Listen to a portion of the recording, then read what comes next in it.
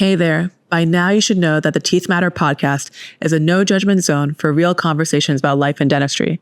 We break down the highs, the lows, and the truths to help each other level up, both personally and professionally.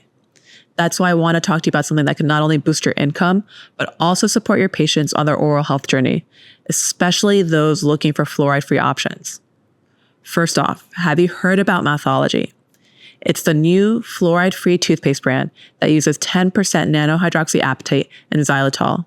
And if I had to describe them in 2 words, I'd say clean and effective. Now here's a scoop. Teeth Matter has partnered with Mouthology to give you exclusive access to their ambassador program. So if you're a dentist, a dental hygienist, or even a dental student, this is your opportunity to make an impact and earn $10 for every person who tries their toothpaste using your very own link. Mouthology is the perfect option for patients looking for a more holistic yet super effective oral care product. And by joining, you're not just sharing a toothpaste, you're stepping into a movement that's redefining how we care for our mouths. Clean, effective, game-changing. So what are you waiting for? Hit that link in the show notes, sign up, and start sharing Mouthology today. Be sure to tell them that Teeth Matter sent you.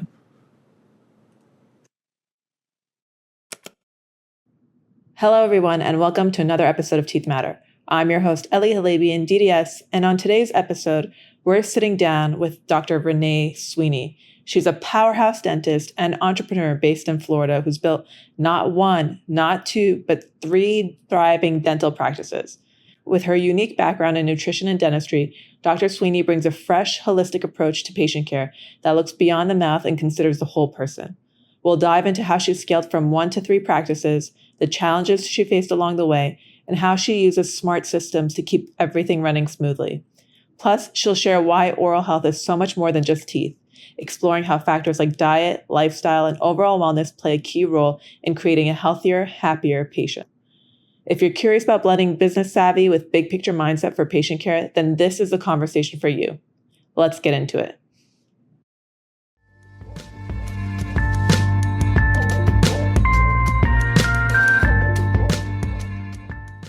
Before we jump into today's episode, I've got a quick but important insight I want to share with you. I was looking through my insights, and here's what stood out. 77% of the people seeing my post are non-followers. That's right. Most of the people engaging with the content aren't even following yet.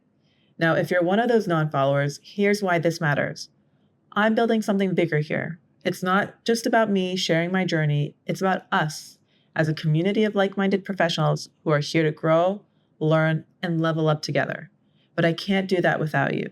So I'm asking you, if you're enjoying the content, hit that follow button. Don't be a passive observer. Be a part of the conversation. Be a part of this community. When you follow, you're making a commitment to yourself, to your growth, and to be surrounded by a group of people that's pushing the boundaries of what's possible in dentistry. And don't just follow, engage, drop a comment, send a DM. I want to hear your thoughts, your struggles, your wins. This is a space where your voice matters. Let's create something impactful together. If you're serious about taking your practice, your life, and your career to the next level, this community is where you need to be. So hit follow, let's keep the conversation going, and let's build this into something powerful together. Dr. Renae Sweeney, welcome to Teeth Matter. Hello, hello. Thank you for having me. Oh, I'm so excited. We've been trying to set this up for a while, and there's so much I want to learn about you.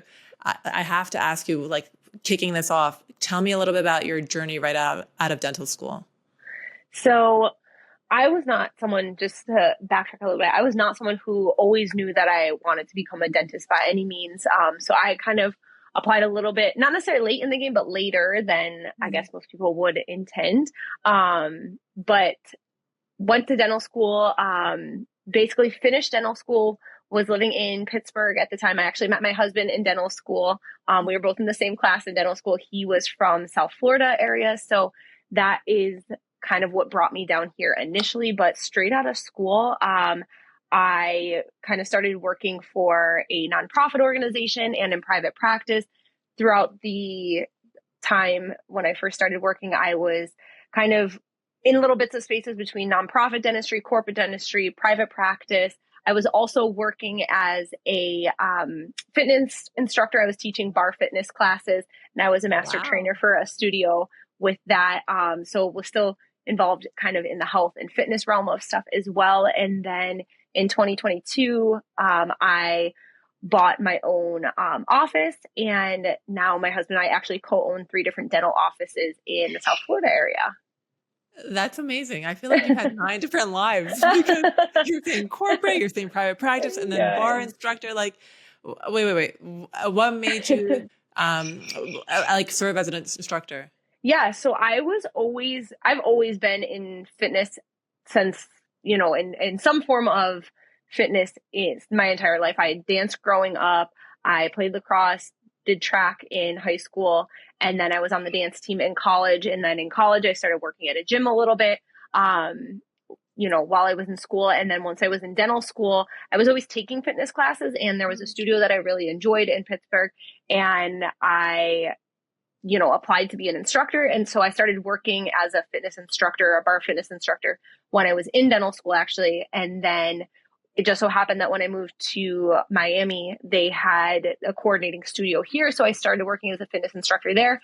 And then they kind of approached me about helping be their master trainer to train other fitness instructors and things there. So that's kind of how I transitioned over into it. So I was doing that the first probably about year or so that I was working as a dentist in South Florida. And then once COVID hit, stuff kind of changed with their studio, and that kind of brought it to a halt for me. And there's still part of me that I likely at some point in time will go back, whether it's owning my own gym or something. That's something that I really always have a heart for.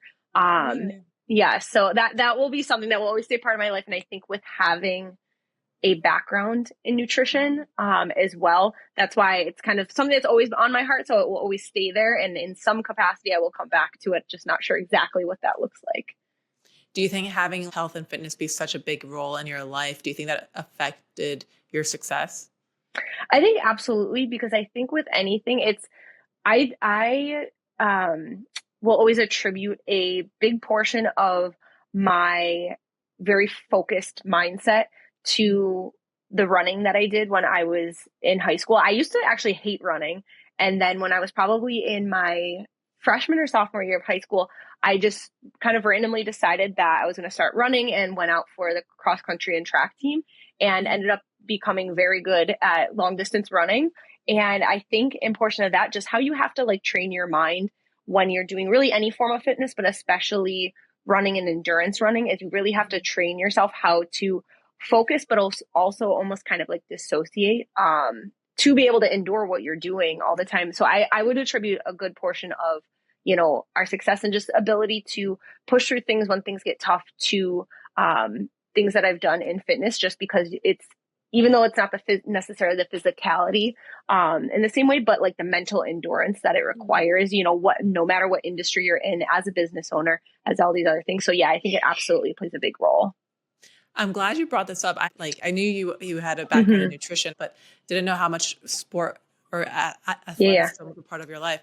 But I do think it really truly impacts mindset and also discipline, which is something that we need to carry into work and all other facets of our life. But I'm really glad I asked you, because I signed up for for a half marathon. I don't run at all. Yeah. So I'm gonna have to get tips from you. But going back to your different experiences in different offices, how long was it before you opened your own practice? So I was working, it was almost 3 years that I had been out of school practicing on my own, that I went into my own office. Now my husband, we had technically bought our first office in 2021. He was mainly at that one at the time. But yeah, so it was about, we were probably about a year and a half out when we started that one. And then it was about 3 years when I physically went into my own location that we started owning. But yeah, so I felt experienced enough that I was comfortable with, everything that I was doing. And more than anything, when you go through your training of dental or medical school, you learn everything that you need to learn to be successful there. And it's just a matter of building up your confidence, just knowing what to expect when you're out in practice. And really more than anything is knowing how to handle situations with patients that oftentimes are things they don't even teach you in school. So at that point, I was very comfortable with handling patient situations, knowing that I could above that, be able to run a team well, be able to, you know, even if I didn't know the answer or know exactly how to run some things with the business, I was confident in my ability to be able to figure it out and to be able to handle, you know, what that would entail. I have to say, like, when I first came across your Instagram, a lot of it's playful, right? And it hints at different situations that you have in a dental office, like frustrating conversations with patients or irritating situations. So I'm curious to know that if in those different practices that you worked in, did any of those like fuel negative sentiments towards patients or resentment that you were like, okay, I don't want to practice this way, or I want to do it differently in my own practice? For sure. And I always tell people it's less like, so like I said, I worked in nonprofit, I worked in corporate, and I worked in private practice, nonprofit, and corporate. It's less each of those environments, like this one was bad and this one is good. What I always tell someone is there's good and bad in every single industry and every single environment. Even each private practice you could go into are all going to be vastly different. So I saw good and bad in all of them. And I kind of took the good that I saw in all of them and tried to, you know, utilize that and incorporate it in our own brand and our own businesses. And then took, you know, things that I thought they were not doing so great or where they were really missing the mark, and just, you know, was like, okay, this is something I can improve upon to make sure that I don't do this in my office. But yes, I would say as a whole, corporate dentistry gets a bad name for kind of a reason. Just, you know, the entire corporate world, same thing across the board, is that it just tends to, especially when you're talking about medicine and dentistry, it's really, you know, a individualistic, you know, approach. It's really, you know, patient centered. And sometimes because it's corporate style, it can lose that, you know, genuine connection to the patient, or patients feeling like this doctor really cares about me. So sometimes that can get lost. Now I will say I'm grateful for the environment that I had. I actually got to work with some very good doctors in the corporate environment, but it made me realize, just because of their business model, that they weren't going to be able to follow through on some of the things that they were preaching. And that's kind of what made me realize, like, this is not going to work for me long term. But yes, I absolutely was able to take things that all of the places did well or didn't do well, and was able to utilize it to help me learn and develop my own brand. So tell us a little bit about your practices now and like the vision of your practices. Yeah. So one of our main things is that across the board, dentistry is known for not being people's most favorite place. There's a lot of people who are scared of the dentist, don't like coming to the dentist, are, you know, will outright say that they hate the dentist. So that's really something that we want to change the vision of within our offices. Is we really want to change the way people think about going to the dentist, what that looks like, what that feels like, what people think of when they think about going into a dental office, and what that looks like. So that is really something that's at the core of our brand, of what we're continuing to build, what we have a long-term vision for, because I think in medicine and dentistry that it's been a certain way for a long time. And I think we are seeing changes, but I still just think that there's so much more that can be changed and developed to really create so much of a better experience for patients, for providers, just across the board.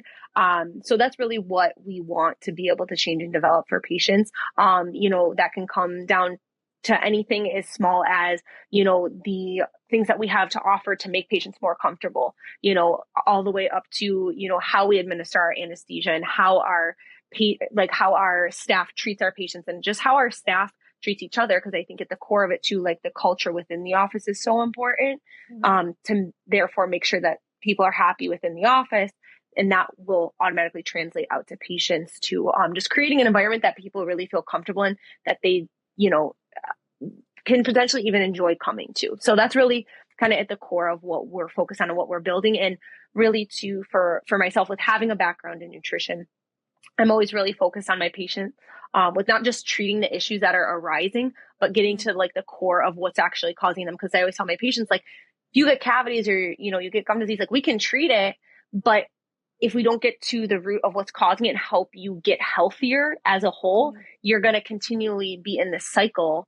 And, you know, treating the cavity, we're treating the symptom, but that's not getting to the root of the cause of, like, what is actually causing these cavities for you? What is causing this gum disease? Why does this keep happening? Is it a habitual issue? You know, is it a diet related thing? Is it genetics? Is it medicine? And oftentimes it's a compilation of things, right? But that's kind of at the core of us, of really we want to get to, is addressing the patient as a whole, because every patient that comes in, they come with a story, they come with a past experience. So being able to get to know that, understand that, and be able to tailor things to patients so that they can really have an enjoyable experience, come out healthier, happier, more confident. That's interesting. How do you get your patients to open up about things like their diet or their snacking habits? Like, how does that conversation happen? Yeah. So, I mean, I outright just ask usually, especially with my patients where, they've expressed a frustration of continuing to get cavities, expressed a frustration of why do I keep having issues and I feel like I'm doing things right. Or if I'm just noticing that like you have a lot of cavities going on or you have a lot of issues or if I notice clinically something going on. So it can be a number of those that can kind of open the door for that. But oftentimes I will straight up just ask patients like, hey, what are you eating and drinking all day long? And that just kind of opens the door for what that looks like. Cause oftentimes, there's, so much marketing goes into food and beverage and just anything from oral health tools that we use to everything. Marketing really plays a huge role. So there's oftentimes things that people think are very healthy for them, or they think that they're, doing something right. But really it comes down to like, hey, this actually might be something that's causing your issues, because without getting into so much detail of it, when it comes to your oral health, it's not just about sugar, which is what a lot of people think. Oh, I'm not eating candy. I'm not drinking sodas all day long. So why am I getting cavities? But really the root of it comes down to, the acidity of your mouth, the acidity of the foods and drinks that you're eating, the frequency that you're eating. Yes, sugar does absolutely play a role, but there's just so many things that play into it. I was just having a conversation with a patient like yesterday that I was like, listen, even for myself, I eat a pretty clean, healthy diet majority of the time. I still enjoy things here and there, but if I eat out at a restaurant multiple nights in a row, I can actually feel my gums are more inflamed just from the higher amounts of sodium and things that I'm like intaking that my body's not normally used to. So long story short, I just kind of find a way to open up that conversation to talk to it about with patients, because most of the time patients don't even realize that their diet is really playing a role. People are starting to understand and see a connection more, but for so many years, there's been this huge disconnect between your mouth and the rest of your body. Hey, Teeth Matter listeners. You know I'm all about small changes that lead to big impact. And when it comes to oral health, that all starts with flossing. That's why I love Cocoa Floss. It's not your average floss. It's textured, it grabs plaque more effectively, and the tropical scents like coconut and mint make flossing feel less like a chore. Whether you're refreshing your own routine or looking for something your patients will actually use, Cocoa Floss is the perfect way to make that meaningful change. Use code TM20 at checkout on cocofloss.com for 20% off your next purchase. And patients don't realize that your mouth is the gateway to the rest of your body, right? So what you put into it absolutely affects the rest of your body, and vice versa. The rest of your body affects your mouth. So there's so many things that play hand in hand that it's really important that we understand, have a big generalizational understanding of what someone's eating and drinking, what their diet habits look like, what their medicine, their whole medical history really looks like, so we can get to the root of what's causing issues for them. Absolutely. I like the holistic approach to dentistry. Mm-hmm. Now, you're clearly busy. You have all these patients, and now you have 3 offices. How are you sharing your time? What does this look like for you in the practice? Yeah. So right now I'm mainly in one location. Thankfully, we are very blessed. We have really great staff across all the offices, and we actually have other doctors that are working for us as well. So I'm mainly at one location. I do help out at the other 2 where needed. My husband is kind of bopping around between 2 of them directly. And then we have other doctors that are in there as well. So I'm kind of helping more from like the admin, administration side of things, the business side of things. But I'm usually directly in one office, sometimes bopping between the other 2 where needed. But that's kind of how we're specifically running it because of our setup. Like I said, it would be very different if we didn't have other doctors in those other offices. But for us, we are able to, I don't thankfully have to be in each of the offices, and neither does my husband. We're able to split time between them. So neither one of us has to be in all 3 offices, because it would be really, really exhausting to have to do that. So how many associates in total? Let me think. We have, I think doctors total, including myself, we have 6, I believe. And then actually 7, including with our specialists, I believe. Yeah. So we have like 7 doctors between the 3 offices. Yeah. That's amazing. So you're now a 3-time practice owner, which is incredible in such a short amount of time. How did you realize that you're ready to scale up from 1 to 2 to 3? What was like this deciding factor? Yeah, so I can't say for sure that there was any one thing where we're like, okay, this means we're absolutely ready. Across the board, we're always looking for practices. And it's really been a matter of like what has been a good fit, what makes sense, because what we have realized over time is for our specific vision, there's a specific type of, when we're talking about buying offices, like we're specifically talking about like acquisitions of offices. We do have plans later to do like a startup office, but for now, when we're looking and evaluating practices, there's specific things that we're looking for that fit like our need and our vision of being able to make sure that we can grow them and develop them. Do they have opportunity to expand? What procedures are being done in the office, all those things. So it's kind of ended up being about every 2 years that we bought a practice. That wasn't necessarily the plan or like, hey, every 2 years we want to buy an office. We're just always looking, and it kind of has been when things have made sense, when it's kind of aligned with what we were looking for. Because actually 2 of our practices, this was not on purpose, but 2 of our practices are about 15 minutes apart. They actually have very different populations. But like I said, it just so happened to be that those offices were both very good opportunities. They both made sense. And it's worked out really well. But it wasn't necessarily the plan to have them that close together.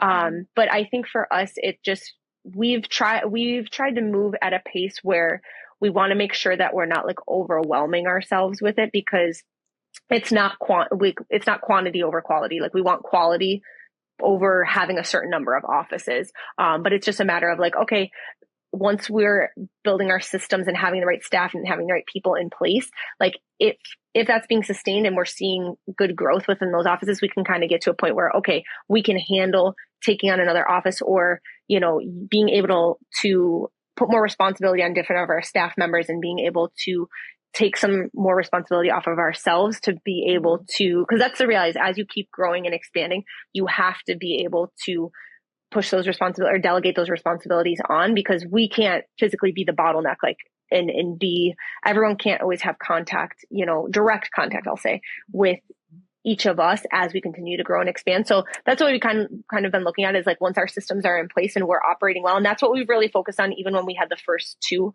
offices, is really getting our systems like in alignment and making sure that those are operating well. So that way, as we keep growing, it's a lot easier. We're basically just plugging those systems in and, knowing that we already have great teams behind us that can help train the new staff, that can help continue and pass on our vision to these other offices as we go.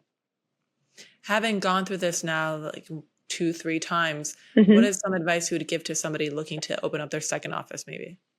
Yeah, I mean, like I said, I think more than anything is before you start focusing on more offices, is make sure that like you're stable where you're at and that you have good systems and stuff in place. Because as soon as like with one office, it's easy to be able to run and have a successful practice without having a lot of systems in place. And I've seen it before, but as soon as you start putting 2 or 3 or beyond in place, that's when you'll start seeing the cracks showing. So it'll become very evident if you don't have proper systems in place, because like I said, and especially if you're doing it solo, because you'll have to be in all of those locations or have other doctors there. And it's going to become very evident, if you don't have those systems in place, like things that are being dropped, things that are being missed. So I would say more than anything, just make sure that you have, your protocols, you have your systems, you have things in place. So that way you can have your staff operating how you want in accomplishing the goals that you want, even if you're not physically in that location, all the time. So it's just kind of a matter of, and that's going to look different for everybody, honestly. Like some people will be able to do it faster than others. Others, it'll take more time. It depends on how easily and how quickly you can develop your team. You can be able to lead well. You can teach your staff to lead well and manage other people. I was going to ask you, what does a good system look like? Is that like having monthly meetings? Is that an employee handbook? Is that having a lead DA? Yeah. And I think it's all of those things. Plus some, because like I said, it's like there might be some offices that are super successful that have systems we don't, and don't have systems that we do. So I think it's all of those things. Like for our offices, we do monthly meetings with our entire office, to sit down, review the previous month, talk about the upcoming month, to always review what has went well, what we need to improve upon. We have rotating one-on-one meetings with all of our staff. My managers and we meet on like a weekly basis to review where things are at, to review numbers and metrics, and just talk about what's going well for them, things that we need to improve upon, anything that's coming up in the office, staff wise or other. And then having an employee handbook, just having different things in place. And even just for each procedure, having a system in place. What does that look like? How do we have a successful procedure of X, Y, and Z, so that way our assistants know how to set up things successfully. They know what conversations we want had. They know how we want things to flow. Same thing with our office staff. When we're calling a new patient, they know what the system is for that call. They know questions that they need to ask. And not that not the verbatim reading a script, but they know the questions that need to be asked. They know if they get pushed back on something, how are they, talking to a patient about different things, or how are they convincing a patient to come into this office versus going to the office down the street. So it's all of those things of just making sure that you have protocols and different things in place, and ways to always continue to follow up, right? Because you can teach someone something, but there always has to be follow up, and they always have to know that you're checking in on things, that you're following up with it, that we're always continuing to train and develop. Mm-hmm. Where did you learn practice leadership? I think it's just been over the course. I think it's just over the course of different things. Like, I was really blessed to have a mom who had her own business. So without even really knowing it or realizing it, I saw a lot of leadership, in her, and just in how I was raised and taught to manage things. I always was part of leadership positions, from middle school, high school, beyond. So I think just different mentors I had in the process of that, as well as when we were in dental school, my husband started a nonprofit organization, and we really sought to try to learn as much as we could at that point with leadership and different things. And there was different leadership books that we read, and tried to get information and knowledge and understanding from other people, and get as much wisdom as we could from other people on it. So I don't know that there's any one specific thing. I didn't go to a course on it or anything, but I think it's just was trying to absorb as much as we could, and still to now, even though I feel like I've learned a lot, I still know we have so much to learn. That's the reality is, if you ever think that you know it all, that's a problem. But it's just knowing that, like, we always have so much more to learn. So just knowing it's a continual process. And even within the practices, I realize, if I look back 2-3 years ago from now, when I started my practice, like, I think I'm a different leader now than I was then, just because I've learned different things. I've matured more. I've started understanding different things and learned what's worked well and what hasn't. So I think it's a compilation of, getting knowledge from other people and situations, to just resources and books and podcasts and different things, and picking other people's brains. And then also just in part through experience and realizing, like, on our own, what has worked and what hasn't. Now that you mentioned book and podcast, can you give me the name of one book and one podcast that you listen to? So one of my favorite books in this is a leadership one. It was, Extreme Ownership by, I'm going to say his name so wrong, Leif Babin, I believe, and Jocko Willix. That's like one of my favorite leadership, books that I've read. And in terms of podcasts at the moment, I'm not actively listening to any one specific one. I really love, this is outside of the realm of leadership, but I really love The Basement by Tim Ross. And then that's more of a faith-based podcast. And then, I guess dental or management wise, and it's actually one of the consultants we work with, the Dental A Team has a really great podcast, that she puts out consistently. They have really great resources about, practice management, specifically dental related too, but have really great information just about running offices and, what goes into that, struggles, hardships, different perspective from other people who are business owners or dentists as well. So amazing. Thanks for sharing that. Mm-hmm. My last question to you is, what is something that you learned throughout your career that dental school didn't teach you? There might be many things, but what is something? Yeah. What is the thing that comes to you, to your mind, for dental school didn't teach? I think more than anything, and this is relating back, I think, to management of offices, is that, and I tell people this all the time, that dental school will never teach you the business side of things, nor will they teach you how to manage people and manage a team. And I think more than anything, like leading people well, that is what will make someone really successful in their business or not. Like you could know nothing about the business side of things. You know, you could not understand really much of anything about the numbers, but if you know how to lead people well and be a very good leader for things, like that will take you so far, because the reality is you can hire people who can know all this information, get people on your team that you don't necessarily have to know all this business side of it to start out, if you will.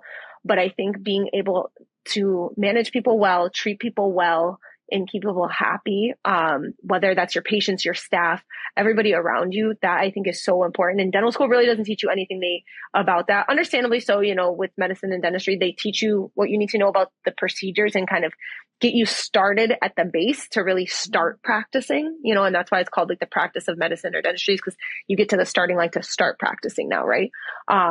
But they really don't teach you that portion of it. And I think that portion, more than anything, I think is actually more important, because you can know how to do a procedure, but if you don't know how to treat people well, patients aren't going to want to come to you. You're going to have no business. You're going to have no staff. So I think more than anything, that's one of the most important things is, you know, learning how to connect with people, learning how to treat people well, learning how to understand people and really be able to handle them well. Because, you know, same thing as an owner, I have to be able to lead my staff well and be able to connect with them well when they're, because the reality is, you know, outside of business, they all have things going on in their personal lives, right? Which makes it really important for me to be able to check in with them, understand what they're going on, and ultimately help them grow and develop as not just the worker in my office, but as a human being. You know, I want them to be successful in and out of the office. Right. And this is kind of what got me into social media. Is like I have a very big love for being able to educate people. And that's kind of what kind of started me on social media, is just educating patients on, you know, how to stay healthy, how to stay happy, how to, you know, just be able to take charge of their own oral health and understand at the basis of that, like how they can be healthy and what that entails, what that looks like. Cause I think even for myself, like I grew up not liking the dentist at all. And that's what's funny, that I always tell people that brought me into dentistry, is that I hated the dentist. I hated going to the dentist. I had a really bad experience. I grew up very young with a dentist who, very different time when he was trained, but didn't wear gloves, like didn't use anesthesia. Like I remember sitting there crying, like freaking out when he was working on one of my teeth, and I was just in so much pain. I hated it so much. And that's kind of one of the things that ultimately led me into becoming a dentist. I didn't want someone to experience what I experienced. But just being able to educate patients on, you know, what is going on. Because I feel like that was something that I wasn't really ever educated on. It was just like, if you had a cavity, oh, you have a cavity, but it wasn't, I never understood why. And I was a kid that was like, I'm brushing my teeth, what's happening? Like, I don't understand why. And it ultimately came down to my diet and things that were affecting my mouth. And, you know, as I grew a love for nutrition and a basis on that, it just created a really good foundation for me. So I get to have those conversations with my patients. And that's what I try to put out, you know, on social media, as well as is empowering patients to understand like the all that goes into your oral health, and just how everything is so interrelated and connected, and helping them to understand and oftentimes a more fun way, because oral health can be boring, you know. So just creating like a fun, you know, twist on that. No, your posts are definitely fun, and I love how you took like a troubled experience and you put a spin to it and now use it to empower patients, which is incredible. Yeah. If someone wanted to reach out to you and connect with you, where can they find you? Yeah, someone can definitely reach out to me via direct message on Instagram. So on some of which it's Dr.Renae, so doctor spelled out .Renae on Instagram, or TikTok, but it's better for messaging on Instagram, or my email, which is dr.renaesweeney@gmail.com. Someone can reach out via email if they have any questions as well. Dr. Sweeney, thanks so much for being on Teeth Matter. This was a lot of fun. Thank you so much. I appreciate it.